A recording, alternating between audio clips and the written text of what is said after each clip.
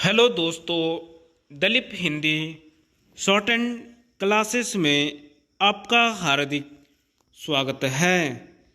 दोस्तों, आज की डिक्टेशन दैनिक जागरण की संपादकीय डिक्टेशन है। डिक्टेशन की गति 120 शब्द प्रति मिनट होगी। डिक्टेशन स्टार्ट करते हैं 5 सेकंड बाद।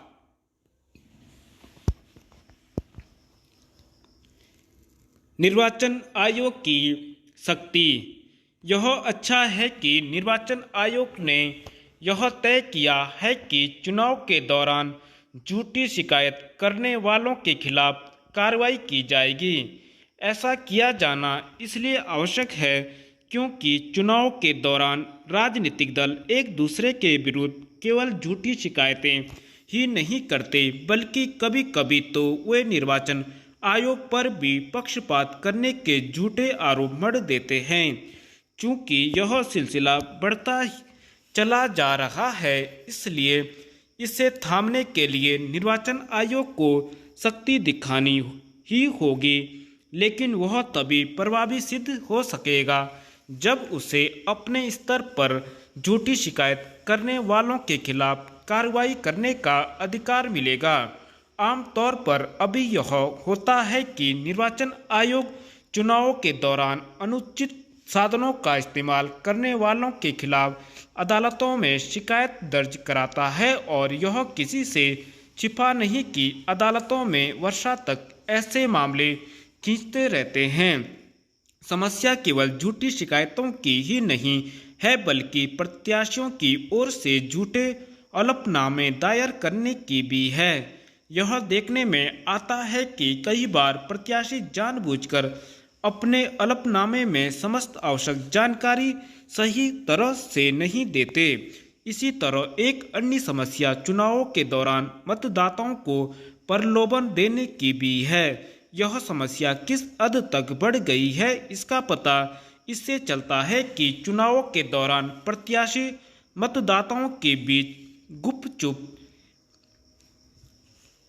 तरीके से पैसे, शराब और अन्य सामग्री वितरित करने लगे हैं। यह ठीक है कि आदर्श आचार संहिता लागू होते ही चुनाव आयोग पुलिस, आयकर विभाग एवं अन्य एजेंसियों को सक्रिय कर देता है, और ये एजेंसियां चुनाव के दौरान बांटे जाने वाले धन अथवा सामग्रियों की जब्ती करती रहती हैं। लेकिन कोई भी समझ सकता है कि वह सारा पैसा जब्त नहीं किया जाता होगा जो मतदाताओं को बांटने के लिए एक से दूसरे स्थान पर पहुंचाया जाता है।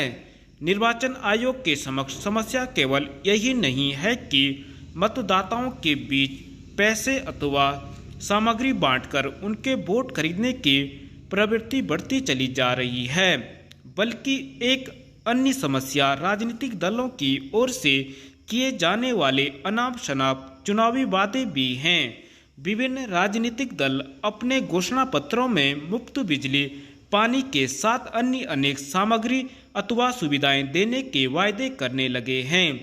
पहले यह समस्या मुख्यतः तमिलनाडु तक सीमित थी, लेकिन अब वह सारे देश में देखने को मिलती है। जब एक राजनीतिक दल लोक लुभावन वादे करता है तो दूसरे दल भी ऐसा करने के लिए विवश हो जाते हैं।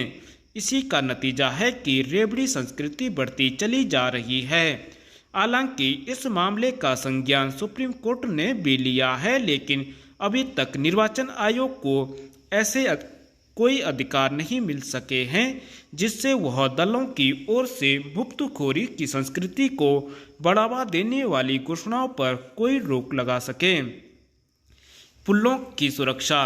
उत्तराखंड में पुलों की स्थिति को लेकर सरकार गंभीर हुई है। यह जरूरी भी है क्योंकि प्रदेश में इनसे प्रतिदिन लाखों वाहन गुजरते हैं। ऐसे में इनका सुरक्षित रहना आवश्यक है। प्रदेश में इस समय राष्ट्रीय राजमार्ग, राज्य राजमार्ग, जिला व संपर्क मार्गों पर 3000 से अधिक छोटे व बड़े पुल हैं।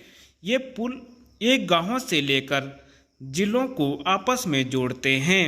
इनमें से कई पुल ऐसे हैं जिनका निर्माण ब्रिटिश काल के दौरान हुआ था।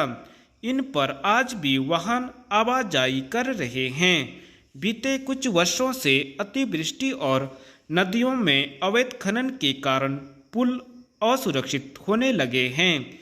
इसके अलावा कई पुल ऐसे भी हैं जिनकी गुणवत्ता अधोमानक है। इसी वर्ष कोटद्वार की मालन नदी में एक बड़ा पुल क्षतिग्रस्त हुआ। राजधानी देहरादून के थानों में गत वर्ष पुल टूटा था। साथ ही गढ़वाल और कुमाऊं के कई मार्गों पर पुल क्षतिग्रस्त होने अथवा इनमें दायर पड़ने की बात सामने आई। इन पुलों की मरम्मत की गई, लेकिन कुछ समय गुजरने के बाद ये फिर असुरक्षित होने लगे। साफ है कि कहीं न कहीं इन पुलों के डिजाइन में खामी रही अथवा इनकी मरम्मत में गुणवत्ता का ध्यान नहीं रखा गया। इसे देखते हुए प्रदेश सरकार ने लोक निर्माण विभाग को सभी पुलों का सर्वे करने के निर्देश दिए थे, जिसमें यह बात सामने आई कि प्रदेश में 120 से अधिक पुल असुरक्षित हैं।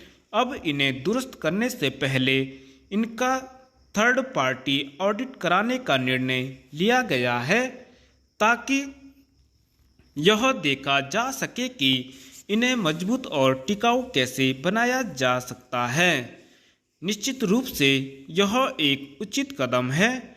सरकार को चाहिए कि वह सुनिश्चित कराए कि जो रिपोर्ट ऑडिट करने वाली एजेंसियां दें उसे गंभीरता से लिया जाए।